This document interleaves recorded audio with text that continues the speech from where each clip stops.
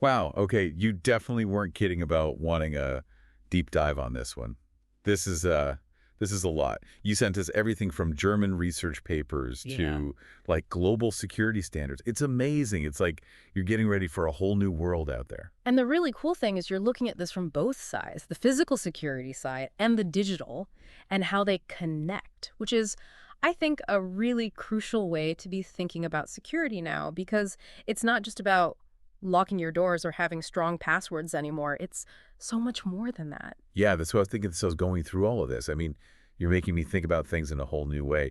For example, one of the research papers was talking about how making people feel too safe can actually be a bad thing. Like it can backfire Oh, yeah, yeah. because like it can make people take more risks. Yeah, exactly. It sounds kind of counterintuitive, but it is a thing, Yeah. right? It's called the risk compensation theory. And you're right. Human behavior, it's kind of the wild card. It's the thing that you can't always predict when you're putting together any kind of security system, right? Absolutely, yeah. Okay, well, before we go too far down that rabbit hole, there was something else from the source material that I wanted to touch on. It was pretty clear that safety and security, they're not just interchangeable buzzwords. What's the actual difference? Well, you can think about it this way. Yeah. Safety is really about preventing accidents, injuries, those things that are unintentional, but they cause harm.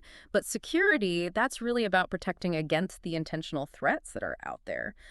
Things like theft or vandalism or cyber attacks. So, I mean, they're both super important, Hmm. but the focus is different. Like in that example from, I think it was the German research, where they talk about a construction site Yeah, that's a good one. and how both safety and security are really important on a site like that. Right. Exactly. Because on a construction site, you have to make sure that the workers are safe and that the public is safe. But then you also have to think about things like, well, what if somebody tries to steal materials or equipment from the site? Or, even worse, what if someone intentionally tries to sabotage something? It can get scary. Yeah. So that's a great example of how these two concepts, safety and security, they really do overlap in the real world. Okay, so it sounds like safety is about preventing those oops moments, and security is about preventing the oh Mhm. situations. That's a good way to put it. Yeah. Okay, that makes sense. Now, I have to admit, I was a little overwhelmed when I started going through all the source material. There were all these theoretical models thrown in there, Hmm. Heinrich's pyramid, the Swiss cheese model. It was giving me flashbacks to, like, college exams. Oh, right. Yeah. So for someone like me who's actually trying to, improve their own safety and security, what are the key takeaways from those models? Well, first of all, don't worry, there's no pop quiz here. Okay, good. This is all about practical stuff, not memorizing theories. Okay. Those models, they're really just like frameworks. They help us understand how complex systems work, right? Right. So, for example, Heinrich's accident pyramid, what that one tells us is that for every major accident that happens, there are usually a ton of small incidents that happen before it. So, if you want to prevent those big disasters, you have to start paying attention to the little things, like those near misses, those Yep. those those things we often brush off. Those are actually really important warning signs. So you're saying that by paying attention to those near misses, even the ones that seem really small or insignificant, we could actually prevent major accidents from happening. Yeah, exactly. And I know it sounds simple, but it's actually a huge takeaway because it makes you realize how important it is to just be aware. Yeah. Yeah. Now, the Swiss cheese model, that's another one that people find helpful. What it shows is that you can have a bunch of safeguards in place, right? But if the failures in those safeguards happen to line up just right, a threat can still slip through. Well, It's kind of like, imagine slices of cheese, each with holes in them, and each slice represents a layer of security. But if the holes line up just right, you can see straight through the whole stack. so you're saying that it's not enough to just have one layer of protection. Right. Yeah. Exactly. You need to have multiple layers and you need to make sure those layers are diverse. That's called redundancy. So for me, that might mean that, instead of just relying on a password to protect my data, I might also want to add two-factor authentication and maybe even a good antivirus program. Exactly. I'm building layers of defense. That's exactly right. You're making it as difficult as possible for any threat to get through. Okay, that makes sense. Those models, they're starting to make a lot more sense now. Yeah. But what about the human element It feels like, depending on how you look at it, people could either be your strongest asset or your weakest link when it comes to security. Yeah, you're absolutely right. You hit the nail on the head. And that's something that all of these sources really emphasize the importance of the human factor. Ergonomics, human error, and even that risk compensation theory we were talking about earlier, they all play a really significant role in both safety and security.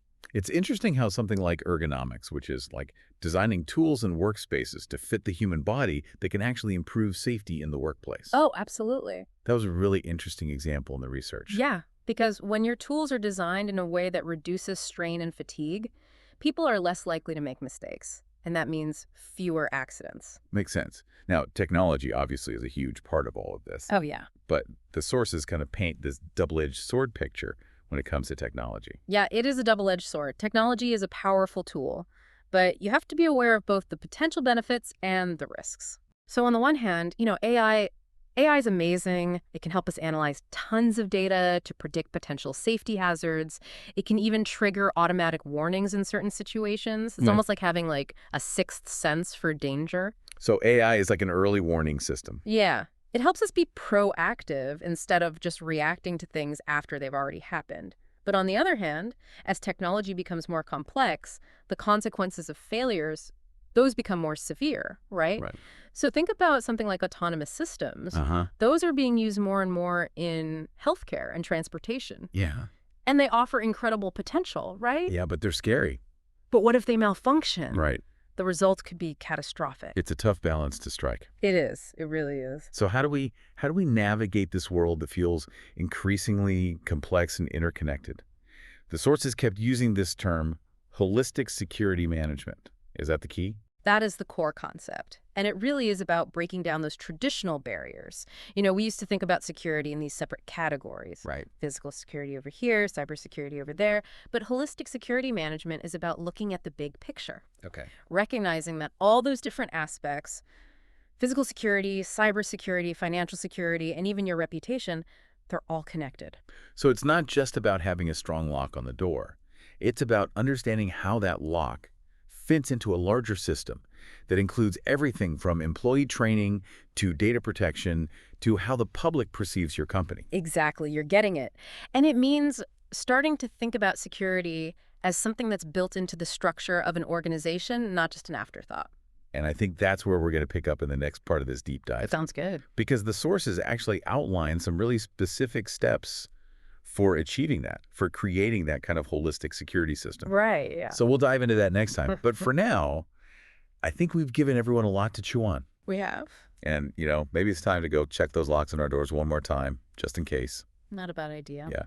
So thanks again for helping us unpack all of this, and we'll see you next time for part 2 of this epic deep dive into the world of safety and security. Looking forward to it. So we were talking about holistic security management and how to put those ideas into action.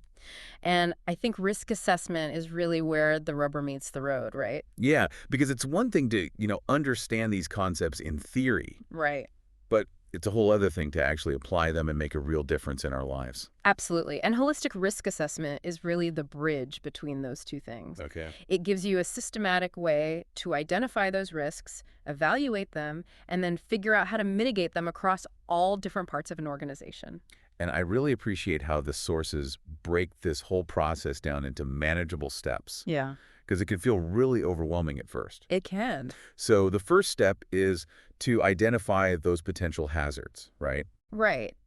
That's the first step, and it's important to be as thorough as possible here. It's not just about, the obvious threats like fires or cyber attacks. You have to think about all the things that could go wrong, even those risks that are harder to define, Uh-huh. like what could damage your reputation, Oh, right. or, what if your supply chain gets disrupted? Those are things you have to think about too. So it's not just about those direct threats. It's about anything that could negatively impact the organization as a whole. Exactly. And this is where it's really helpful to involve people from all different parts of the organization. Right. Because they're going to have different perspectives, They're Right. going to see different potential risks based on their jobs and what they do every day. It's like you're crowdsourcing risk identification. Right? Yeah, exactly. You're tapping into the collective knowledge of everyone. And the more people you have thinking about these things, the more likely you are to catch all those potential hazards. Right. And once you have that list, you have to figure out how risky each of those hazards actually is. That's the next step. So this is where you're not just thinking about, okay, could this happen? But you're thinking, well, how likely is it to happen? Exactly. And what would the consequences be if it did happen? You got it. That's risk assessment. You're trying to put a number on it. Right. So you can prioritize, right? Yeah. You want to focus on the things that are most likely to happen, and that would cause the most damage. Okay. So you're not just reacting to what's already happened. Right. You're trying to stop bad things from happening in the first place. So it's a much more proactive approach. Exactly. And there are lots of tools and methods you can use for this. Okay. Some are pretty simple, some are more complex. Uh-huh. You just have to pick what works best for your organization. The sources talk about using a risk matrix. I don't know if you've ever seen one of those. Yeah, I think I remember seeing those in some of the material. It helps you visualize the risk, you know? Hmm. It combines how likely something is to happen with how bad it would be if it did happen. Okay. And then it gives you an overall risk level, so you can quickly see which hazards are the most serious and need your attention right away. Okay, so we've identified the hazards, we've assessed the risks. Now what? Now you got to figure out what you're going to do about it. You have to choose the right safeguards. Uh-huh. This is where you come up with strategies to either reduce the chances of those hazards happening or to minimize the damage if they do happen. Okay. And the sources are really clear about this. The best approach is what's called a hierarchy of controls. A hierarchy. Yeah, you start with the most effective measures and then work your way down. So it's like building a fortress, Right. You start with the strongest walls, and then you add extra layers of protection as needed. That's a great way to think about it. So the most effective control is elimination. Okay. That means get rid of the hazard completely. So if you have a piece of equipment that's known to be dangerous, just replace it with something safer. Exactly. But sometimes you can't just eliminate the hazard. It might be too expensive or it might not be possible. Right, that makes sense. So then you move to the next level, substitution. Okay. Can you replace that hazard with something that's less hazardous? Okay. Like using a less toxic cleaning product or maybe automating a dangerous task so a human doesn't have to do it. So you're trying to minimize the hazard at the source. Exactly. And then if you can't eliminate or substitute, you move on to engineering controls. Okay. This is where you actually change the workplace itself or the equipment to make it safer. So like putting safety guards on machinery or maybe improving ventilation to get rid of those dangerous fumes. You got it. You're redesigning the environment to reduce the risk. Okay. Now, if you can't do any of those things, then you move on to what are called administrative controls. Okay. These are things like policies, procedures, and training. You're trying to change how people behave. So you might require employees to wear certain safety gear, or you might establish really clear protocols for handling hazardous materials. It's about building that culture of safety, making sure people are following the rules and being careful. Exactly. And then if none of those other measures are enough, then you have to rely on personal protective equipment. Yeah. You know, the last line of defense. That's the safety glasses, gloves, respirators, all that stuff. Right, exactly. But you really want to avoid relying on PPE as much as possible. Okay. Because it only works if people use it correctly. And let's be honest, people don't always do what they're supposed to do. Yeah, it's like relying on everyone to remember to wear their seatbelt every time they get in the car. Exactly. It's not foolproof. Right. And speaking of things not being foolproof, even when you pick the right safeguards, you still have to make sure they're being used properly and that they're in good working order, right? You're absolutely right. The sources really emphasize this. You have to document everything, train people on how to use the safeguards properly, and then you got to check them regularly to make sure they're still working the way they're supposed to. It's like having a fire extinguisher, Mm. but you never check to see if it's charged or if you even know how to use it. Right. It's not going to do you any good when you need it. Exactly. A safeguard is only as good as its weakest link. Right. And that weakest link is often, well, us. Human error. Yeah. Okay, so we've identified the hazards, we've assessed the risks, we've chosen the right safeguards. Are we done? Almost. Yeah. But the world's always changing, right? Right. New threats are popping up all the time. So you can't just set it and forget it. Yeah, that makes sense. You got to keep an eye on things and be ready to adapt. So risk assessment is not just a one-time thing, it's an ongoing process. Exactly. You're constantly evaluating, adapting, and trying to improve. It's a cycle. Okay, so how do we actually take all of this and put it into practice within an existing organization? Because I know the source material goes into a lot of detail about that, And it honestly sounds kind of challenging. Oh, it can be, especially if you're working with an organization that's been doing things the same way for a long time. Yeah. And people don't always like change, you know? Yeah.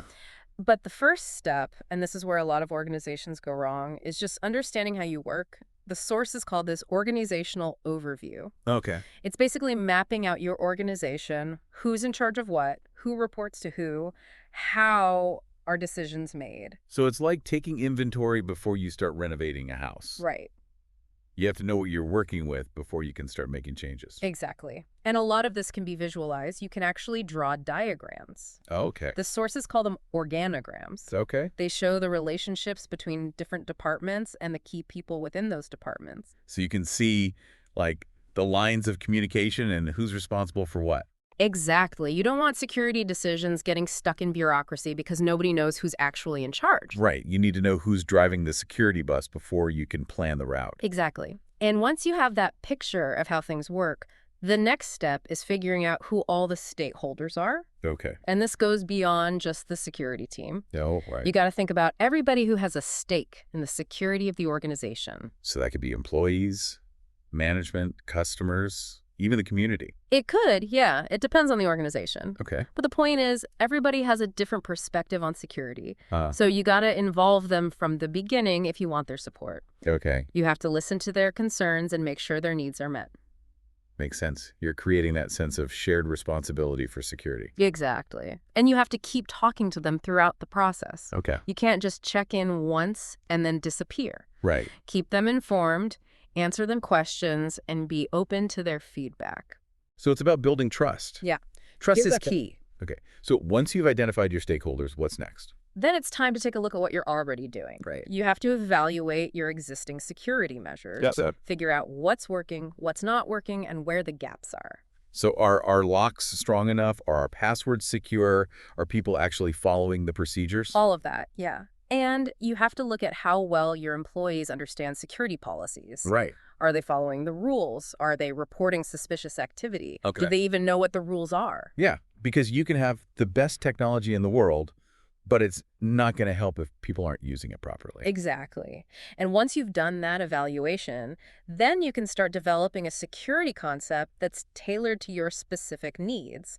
And the source really stresses this. It can't be just a generic one-size-fits-all approach. So like a tailor-made suit? Yes. It has to fit the organization perfectly. Okay. And it should cover both physical and digital security. Okay. And it should lay out very clear policies, procedures, and who's responsible for what. So for example, for physical security, you might have policies about who can access certain areas, like sensitive areas. Right. You might have video surveillance, alarm systems, Yeah. fire protection. All of that, yeah.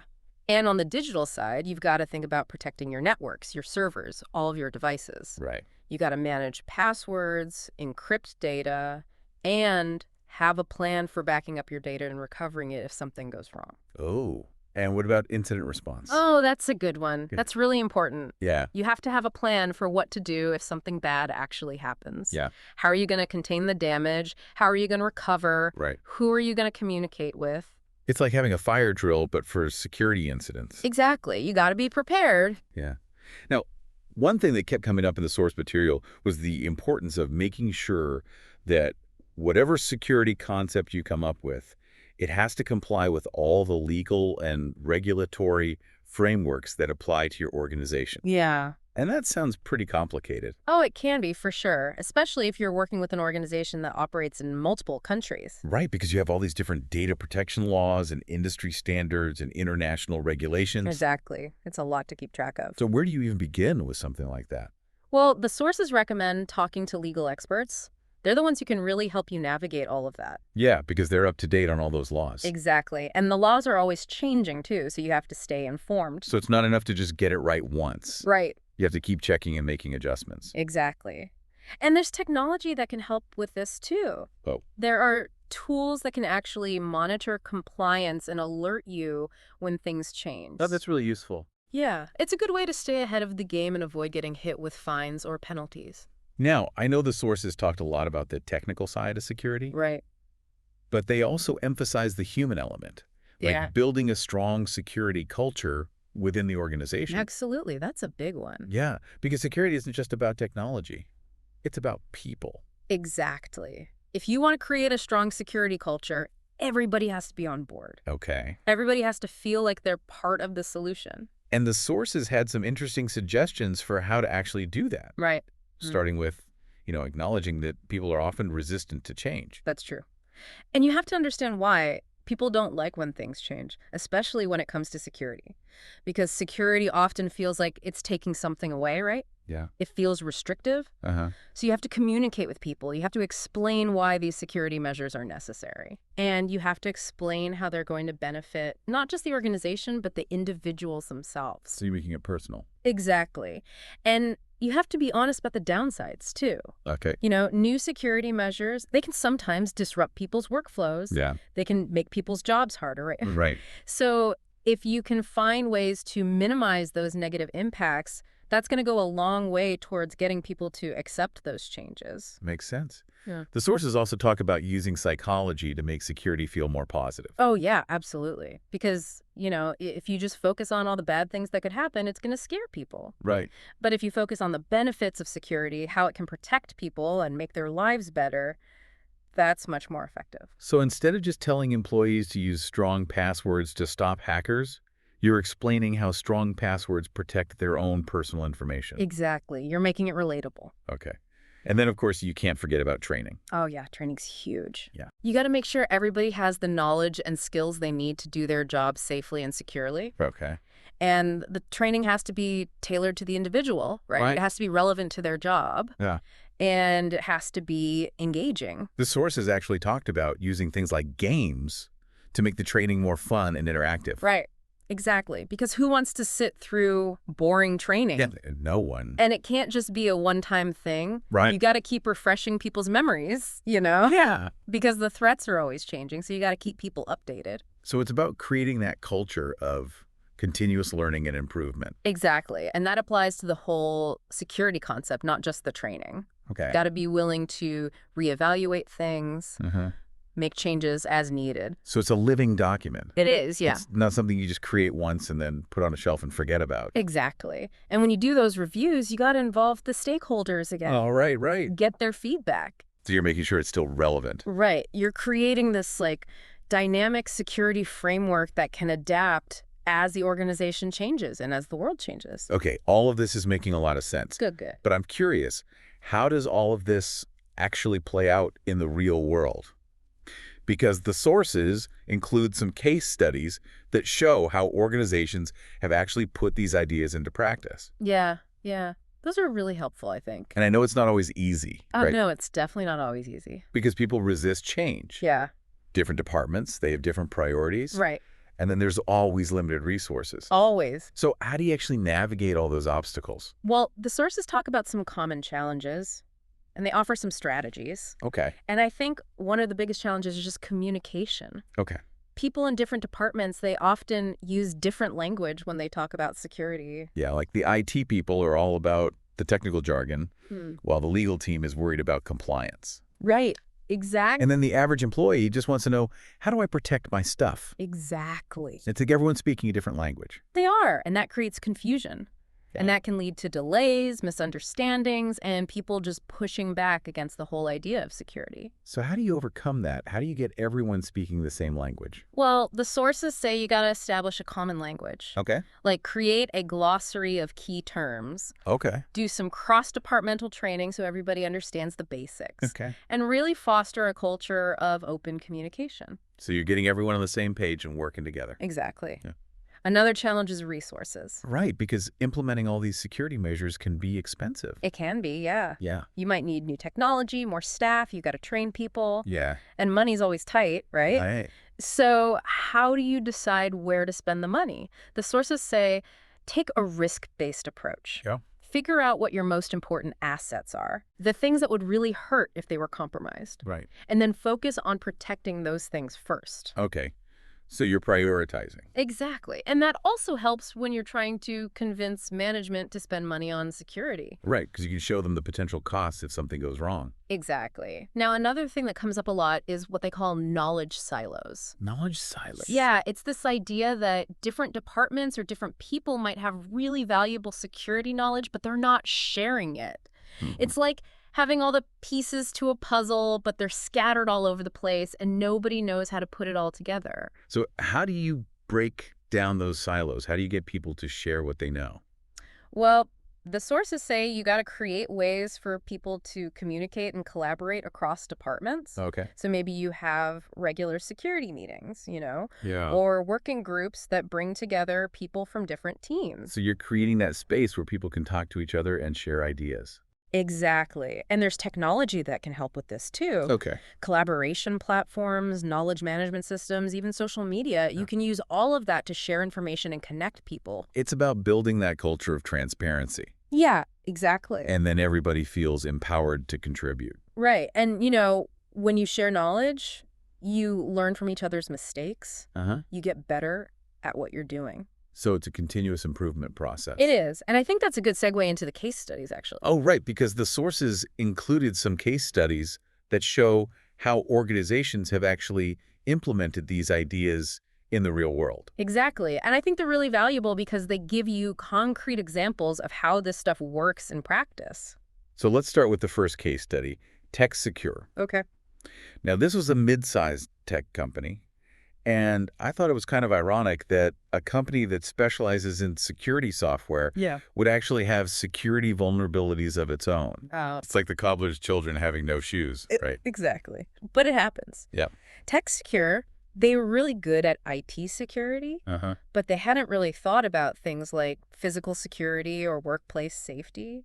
The sources mentioned that they had problems with access control, like people could get into their offices and data centers too easily. Right.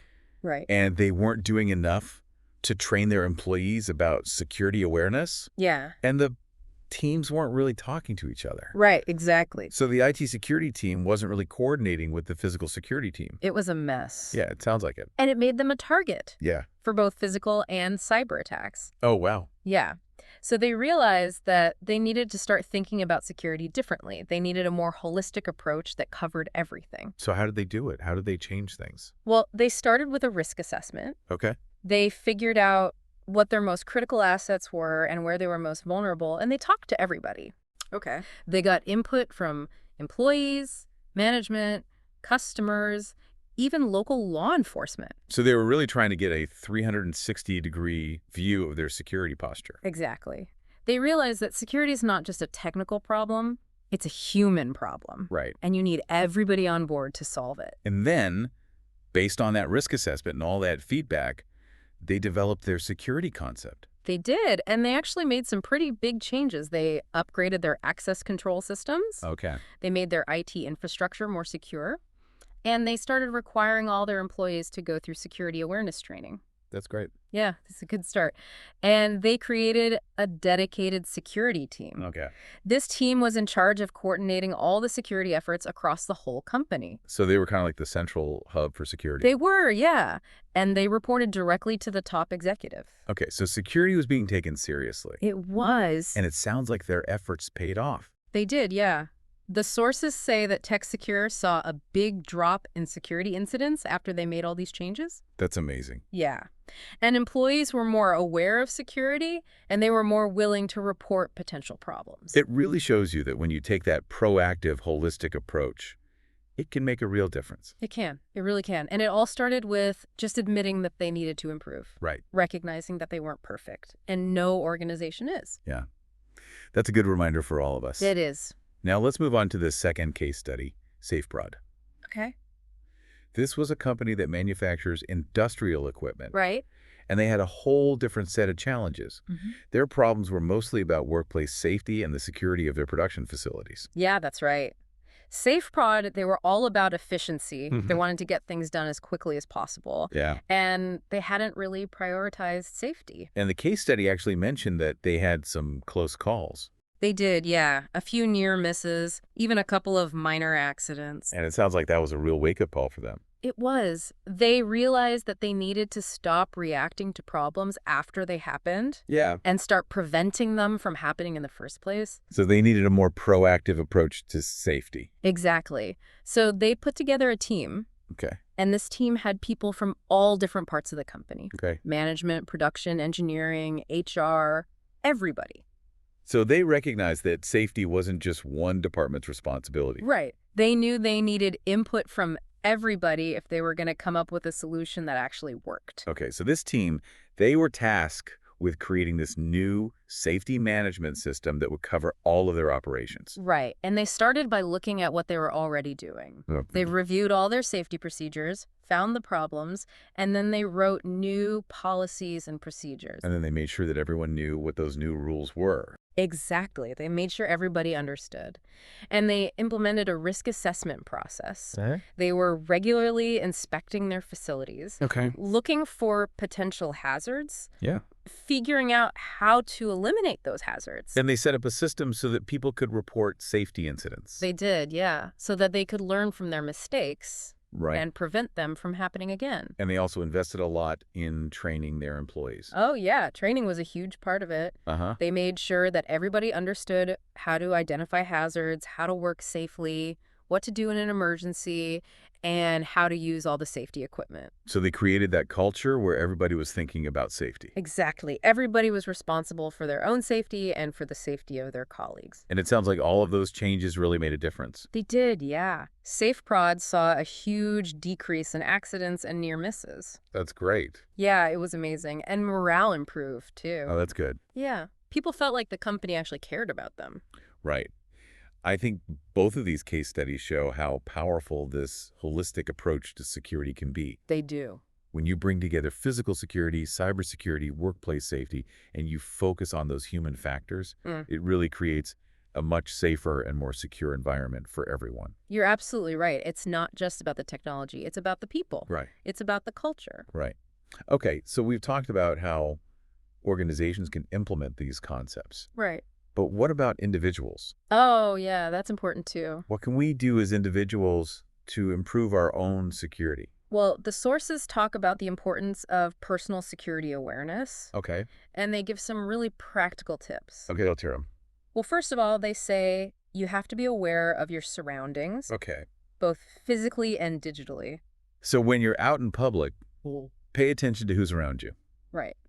Trust your instincts. Okay. If something feels wrong, it probably is. And avoid walking alone in dark or deserted areas. So we need to be thinking about security in a more holistic way, right? Yeah. Recognizing that a threat in one area can easily affect other areas. Exactly. And that's why we need those integrated solutions, something that can handle both the physical and the digital threats at the same time. The sources also talked a lot about AI and how it's changing security, which is fascinating, but also kind of scary, to be honest. Yeah, I get that. I mean, AI is already being used to analyze huge amounts of data, you know? It helps us see patterns, identify those things that are out of place, and it can even predict potential threats. It's like having the security expert who never sleeps can see everything that's going on. So it's like having this super-powered security guard watching over everything. Yeah, that's a good way to put it. Yeah. And we're seeing it everywhere. Facial recognition, intrusion detection, you know, preventing those cyber attacks, stopping fraud. It really could change everything about how we think about security. But, I mean, we have to be careful with it, right? Oh, absolutely. AI is a powerful tool. But it's just a tool. We have to make sure we're developing it and using it in a way that's responsible, that's ethical. You know? Right. Like, it can't create new problems or make existing problems worse. Exactly. And we can't just blindly trust AI to do everything for us. Right. We still need human intelligence, human judgment. We need people in the loop. Yeah, it's not a magic solution. Now, one thing that really stood out to me in the sources was how important cybersecurity is becoming when we talk about critical infrastructure. You know, our power grids, transportation, healthcare, finance, those systems are so reliant on technology now. They are, yeah. And that makes them vulnerable. It does. It makes them really vulnerable to cyber attacks. Yeah. And the thought of a successful attack on critical infrastructure, I mean, that's scary. It is, yeah. Scary thought. What if someone shut down the power grid for a whole city or disrupted air traffic control? it would be chaos. It would be. Yeah, it would be devastating. And so cybersecurity, it's not just an IT issue anymore, it's a national security issue. Right. And, governments and organizations all over the world are realizing this. Yeah. They're investing a lot of money in cybersecurity, trying to protect critical infrastructure. But it's a constant battle. The sources also talked about ransomware attacks, which seem to be happening all the time these days. Feels like every time I turn on the news, there's another ransomware attack. It's a huge problem, and it's getting worse. Ransomware, it's a type of malware, basically a malicious program. It locks up your files and then demands money to unlock them. It's like they're holding your data hostage. Exactly. And the attacks are getting more and more sophisticated. Yeah. And they're not just targeting individuals anymore. Right. They're going after businesses, government agencies, everyone. And the sources were pretty clear this is not going away. No, it's not. And it's only going to get worse. So what can we do to protect ourselves? It feels like we're just sitting ducks. Well, the good news is that there are things you can do. The sources recommend taking a multi-layered approach to security, strong passwords, two-factor authentication, keeping your software up to date. Those are all important. And you got to have a plan for backing up your data and recovering it if something does happen. So we need to be proactive. We do. Take steps to protect ourselves before something bad happens, not just wait until after we've been attacked. Exactly. You got to build your defenses. Yeah. And you have to know the warning signs. Okay, like what should we be looking for? Well, if your computer starts behaving strangely, if you get an email or attachment that seems suspicious, if you get a message that pops up demanding payment, those could be signs that something's wrong. So if something feels off, it probably is. Yeah, trust your gut on that one. And if you think you've been hit by a ransomware attack, report it. Okay. Report it to the authorities right away. It's like reporting any other crime. It is. The more information we share, the better we can fight back. Absolutely. Now, another trend that the source talks about is data privacy, and that's something that's becoming a bigger and bigger issue all the time. It is. It feels like we're losing our privacy more and more each day with all the data that's being collected about us online. It's kind of unsettling. It is, yeah. And governments are starting to take notice, too. They're passing new laws, stricter laws, to try to protect people's personal information. Like the GDPR in Europe, right? Exactly. That's a big one. It gives people more control over their own data. Right. And it puts real teeth into enforcement. Organizations that break the rules, they can face huge fines. So it's not just about security anymore. It's about respecting people's privacy. You got it. And organizations that ignore this, well, they're taking a big risk. Yeah, they could lose a lot of money. Yeah. And their reputation could be damaged. Exactly. It's not just a legal problem anymore. It's a business problem, too. Right. So it's not enough to just keep data safe from hackers. No, it's not. You have to make sure it's not being misused, even by people inside the organization. Exactly. And that's where data governance comes in. It's all about creating those policies and procedures for how data is managed, how it's used, how it's stored, how it's eventually deleted. Okay. You have to make sure it's used ethically, responsibly, and legally. So you're creating these rules for how data is handled. Right. Exactly. And that's becoming even more important as we deal with more and more data every day. It is. It really is. So it sounds like the future of security is about this convergence of physical and digital security, the rise of AI, the growing importance of cybersecurity for those critical infrastructure systems, the threat of ransomware, and this increasing focus on data privacy. You got it. That's a great summary. And all of this means there are new challenges, but there are also new opportunities. So we have to stay informed, stay adaptable, and be proactive. Exactly. Security is not a destination, it's a journey. I like that. It really is. And if we stay aware, if we stay informed, if we keep learning, we can create a safer future for ourselves and for our communities. Well, this has been an incredible deep dive. It has, yeah. You've covered so much ground. We have. I feel like I have a much better understanding of how complex this world of safety and security really is. Yeah, me too. You've given us a lot to think about, a lot to work on. Thank you so much for sharing your expertise with us. Oh, it's been my pleasure. Really enjoyed it. And to our listeners, thank you for sending us these sources and inspiring us to take this deep dive with you. We hope you've learned as much as we have. Yeah, and don't forget, this is just the beginning. We've got links to all the sources in the show notes so you can keep exploring, keep learning. So until next time, stay safe, stay secure, and keep those brains engaged. And remember, that holistic approach, it makes all the difference.